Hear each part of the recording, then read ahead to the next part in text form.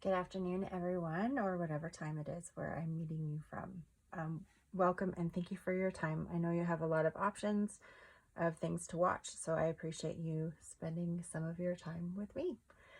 Today I'm going to do a walkthrough video. It's Natalie from Odd Page Society. I wanted to show you my sort of like mother inspiration piece, and then the piece I created this week to kind of break my creative block, which I've been struggling with for about 6 weeks now. I'm going to just move this one aside so we can focus on this piece. This piece came about because Tina, one of the members of Odd Page Society, gave me an envelope of lovely crafty items in a swap, and I challenged myself to create a little book with it. I had watched a video from Treasure Books about using single-sided 6x6 paper, and that's what started this. And I had some envelopes left over in my kit. So the way that I closed it was with this piece of lace. So you see I tied it around. There was this metal embellishment that I just filled with some other embellishments and adhered with glossy accents. And then I adhered that with some Fabri-Tac glue and put a piece of ephemera on the back. I had all of these really lovely and delightful pieces of bits and pieces of flowers from the kit that I was given, and then I added some of the sequins from my own stash, but generally this was all from Tina. So it's got some really lovely dimension there. The theme of our swap was beauty boat, so just whatever images or ideas evoked in your mind with that word. And then I had some alpha stickers, which I do love playing with. This is just a copy of an old piece of vintage paper, which there's a little pocket here, which holds the lace. And then the fun part about the journal is that it opens up, and each section has a little pocket, and I added some little ephemera bits, and there were lots of magazine clippings, which were wonderful, and some stickers. I can honestly say I would not have picked most of these items like for myself, but I really enjoyed the challenge of putting it together, finding a place for everything out of what I was given. It certainly for me has more of a junk journaling feel than most of the things that I develop, as you'll see with my second kind of try at it, which is a little bit like this, but also a little different. I don't normally love these paper dolls, but I've really enjoyed kind of tucking them in, having them hide in different spots, and then adding little pieces. This page I kind of ended up putting on upside down, but it works in the end. I'm trying to learn that there are very few mistakes in this craft. Most of the time you can figure out a way to make things fun, which is what this is all about. I just enjoy doing it, so this is fun. This one, I can't remember how long this one took me. My typical make time is about 5 days for any item. I think this one might have come in a little bit like under that timeline because of the elements already being chosen for me. So when we reach the end of the book, the 6x6 paper pads are attached to this envelope, and I folded the closure piece down, and then this piece just tucks in here, mostly because this was getting this like die cut ephemera, which was from me, kept getting caught with this piece over here for when it was closed, which was a challenge. And then I added this was from one of the magazine bits that was in, and these envelopes. My camera isn't quite high enough to capture this all in one shot, but the envelopes just flip out, and then the back side of them is what makes up the cover. And then the way that I folded it in, this little booklet part gets folded And then this gets folded here because I didn't want that wrapping up and around. I tucked this in here, then we tuck the book in, and then we wrap this around. So that was my sort of brainchild of like where it began, and I was putting all of my little makes on a bookshelf to display them because they'd been in my closet just in boxes and bags. And I bought a bookshelf, so I had room to actually display them. And I was looking at this and thinking, oh, I think I want to try that again. So here comes a second iteration. This one is a bit more thematic. There's lots of little lovely details that I enjoyed. I did the ribbon enclosure differently, mostly because I couldn't find the lace that I wanted, so I needed to find something different. I have this little dangly bit here that I liked, just tucking kind of in between the moth wing and the other moth there as well. This one, I've got a lovely quote here, who was she, question mark, and then just a washi sticker of refocus, which I liked. This one has a few more quotes than the other one. And then when you open this guy up, I've added some glossy accents to the butterflies over here. I did some embossing glaze, Tim Holtz's embossing glaze here as well. I think this was bundled sage and maybe mowed lawn. And then I added some of his cello stickers because I'm in love with them. I have the ribbon going through the book. It's one solid piece. It goes through the back of the book, through these envelopes, and then out the side, and just to give it some security. I'm hoping it'll hold up over time, but to be honest, I haven't played with this enough to know. The back of the book looks like this. So this is where the ribbon is coming out of the envelope. I happened upon two envelopes that were the same. So I added them, which is one more than the original had.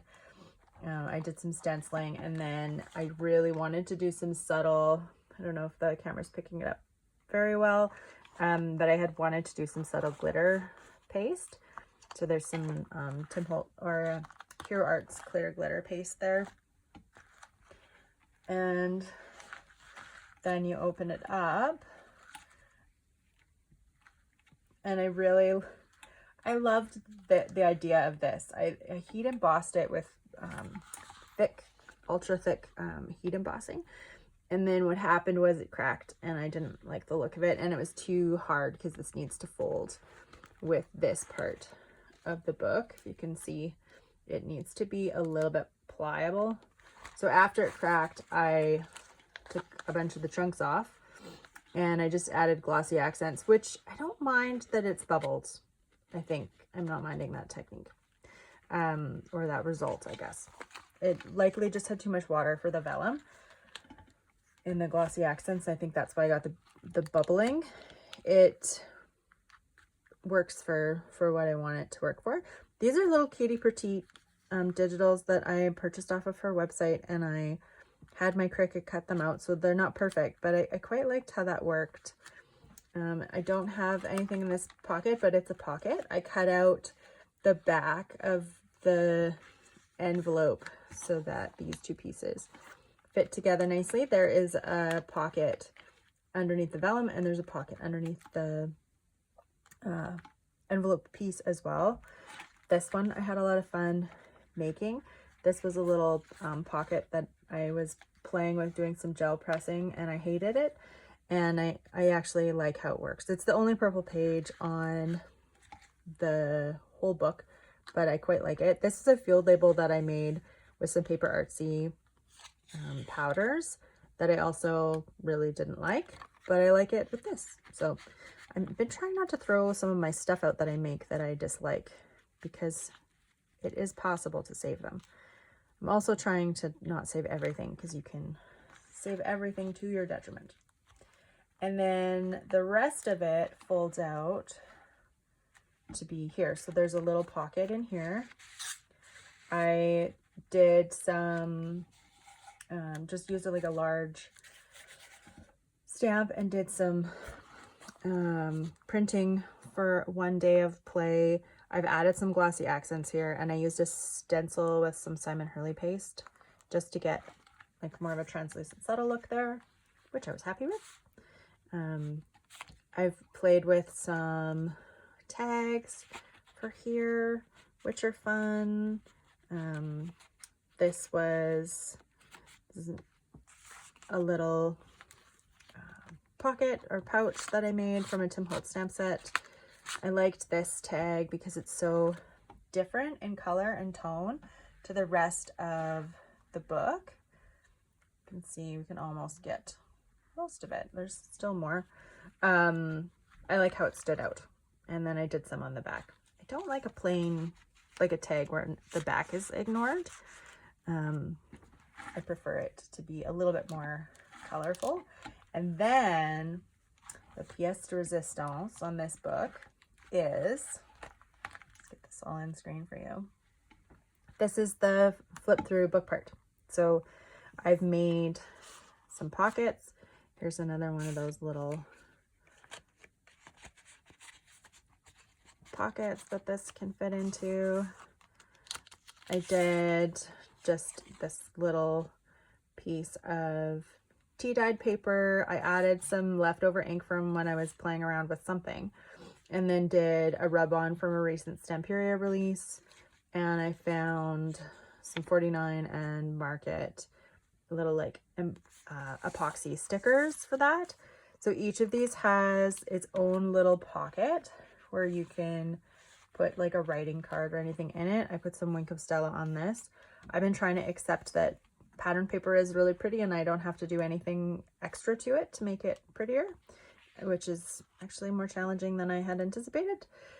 This is a little hidden card here under this lattice. This is Sunshine. I liked the colors and how they matched. I hand dyed these, or dyed these with some water that I was trying to achieve a brown dye tone with, which if you were at the latest get together of Odd Page Society, you would have seen how it is really difficult to dye fabric brown. But I digress. So this little tag just felt like a nice addition. I was so excited about this about 3 days ago, and I was going to video it and then post it, and I decided I needed to make it let it simmer, just kind of marinate for a bit in my head. And then I reapproached it this morning and spent about 3 hours just zhuzhing, and got into the weeds with it. All of these little pieces come out, which I quite enjoy. I like the tactile feel of it. I found a couple of really cool vintage postcards. This one is to Ed. Looks like it was sent by Tom, perhaps. I can't remember where I got it. I get a lot of stuff given to me, and I also pick up a lot of stuff from secondhand stores, and I don't have the type of inventory system where I can remember what I've done or like where I've gotten things, let alone what I have. So that's what that is. I put some glossy accents on these roses because I just kind of in love with glossy accents lately. I made this little booklet with tea dyed paper inside. This paper was from the same paper pack that this is like a 6x8 pack that I lost the front of, so I can't remember who it's from. But I liked the floral themes of it. This card sadly was never actually sent to a human. So I don't envision myself popping it in the mail, but maybe one day when somebody finds this in my collection of items, or down the road, I might pull it out and feel like it hasn't lived its best life yet. But until then, it will remain in my little booklet. This is just a little vellum tag that went in here because it's more narrow than the dies that I had for most of my tags. And I made this little guy. This came from like a tag pack that I got off of Marketplace last spring. And it's just, I haven't really used them yet. And then I wanted to mat it because it was a really flimsy paper, and I had some scrap paper, so I just glued it on, hand cut it out, because I am recently getting into fussy cutting, which has blown my mind because it's been the bane of my lifetime existence. And then I did 2 layers of it. So, you know, we all grow as humans as we go. And then here's another little tag. This one is less dimensional, but still, I really love these butterflies. These are $49 in Market. I don't know that they've been doing the acetate lately, but I'm excited because my neighbor gave me half a box of transparency sheets. So I'm going to try to print some acetate sheets, and I'm really looking forward to it. This was me just printing on gold, trying to get a good image result, which like worked out okay. I need to put something on that tag, but it fits really well in this little kind of 3D folder fail that I did. And then some more journaling cards. This is a little fun folder that I made. And there's a little receipt in here that I avocado dyed last August. So that'd be August of 2025. Page Society members came over to my house and we did a paper dyeing day. And that was a result of some of my efforts. I inadvertently didn't let mine dry very well, and a lot of it molded, which saddened me, as it would. This is one of those other tags, so you can see it's quite flimsy here. But I did manage to salvage some of my papers, so that was good. Very similarly to the first book, the paper, the folded 6x6 paper pieces, after they're all glued together and you've created your pockets, you get like a white back. And so I took an envelope and I backed the envelope onto the papers. And you see, this is how the binding has gone. There's another little pouch in here that I could stick something into if I wanted to. In the original, the flap is folded back. On this one, because of the height of the envelope that I had, I didn't have an opportunity to do that. So I've left it this way. And this is just washi tape. And then I used a Stamperia stencil from their herbarium collection, which they recently released, and some Simon Hurley, I think it was the solar pastes for that. And then this is from Art and Creative a while ago, I think maybe a year ago, one of their first releases with Katie Petit, who's a favorite designer of mine. Okay, so how does the little booklet go back together? Very easily. We can fold it back like this, and then it just flips back in. And here we are. I just tie it up because it's a little bit tight. I think it'll relax over time. As the paper gets used to where I want it to go. I'm kind of forcing it to relax right now, but that's my assumption. If not, it's well secured there. And then we have our little booklet here. I'm thinking of doing a tutorial video with this, so if you're interested in seeing one, I'll probably do it a different size because I just have a hard time kind of sticking with the same thing over and over again. But I'm happy to do one. Pop a comment in the comments below and let me know if you're interested. And otherwise, thank you so much for your time. I appreciate you taking the time to watch all the way through the end. I know we have a lot of things that we could be doing with our one wild and precious life, and I genuinely appreciate that you spent some time with me. Thanks. Have a good day. Bye.